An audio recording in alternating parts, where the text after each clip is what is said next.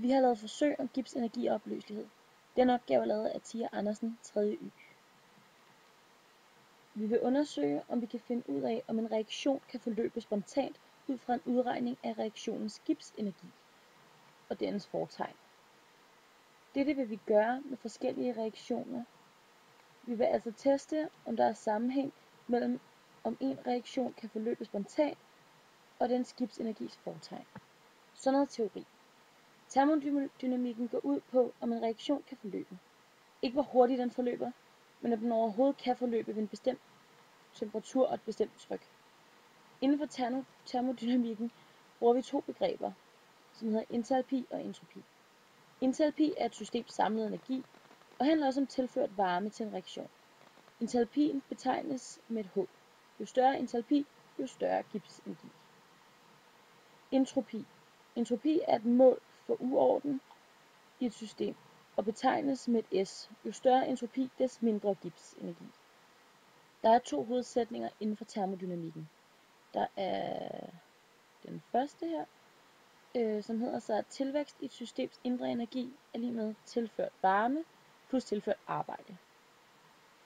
Og så nummer 2, som hedder så, at ændring i universets entropi er lige med et systems tilvækst i entropi plus omgivelsernes entropi, og dette skal så være over 0. Hvis der er konstant tryk og temperatur, vil gipsenergis fortegn kunne sige noget om en reaktion kan forløbe spontant. Hvis gipsenergi er mindre end 0, kan den godt forløbe spontant. Og gipsenergi er jo så, som man kan se her, betegnet med et G. Gipsenergi kan udregnes med formlen delta G standard er lig med delta H standard minus temperatur ganget med delta S standard.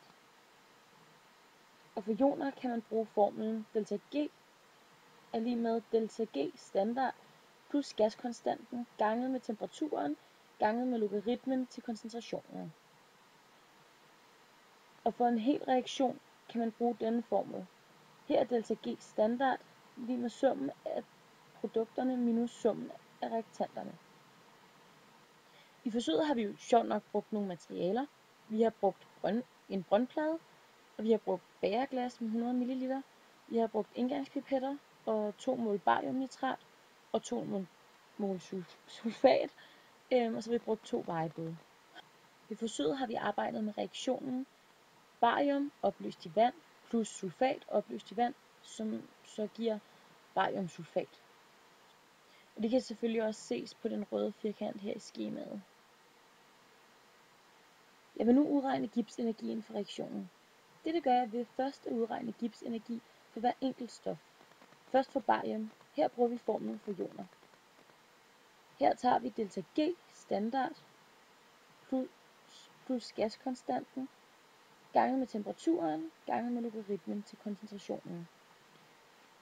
Og her får vi så det, vi ser her. Det samme gør vi så med sulfat, og her får vi så det her resultat. Derefter bruger vi den første formel, jeg viste, til at finde gipsenergi for bariumsulfat. Her tager vi delta H standard minus temperatur ganget med delta S, og dette resultat ses så her.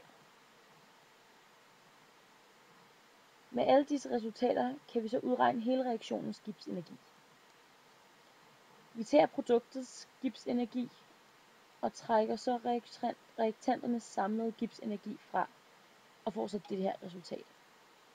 Og det er selvfølgelig produkter af reaktanterne fra hele reaktionen. Her kan vi så se opstillingerne og materialerne. Der er så nogle der brønde og vejebådene og bæren.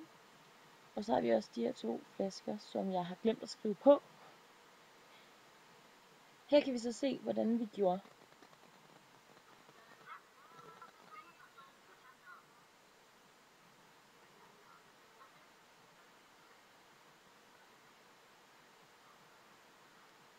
Og det er så sådan, reaktionen ser ud.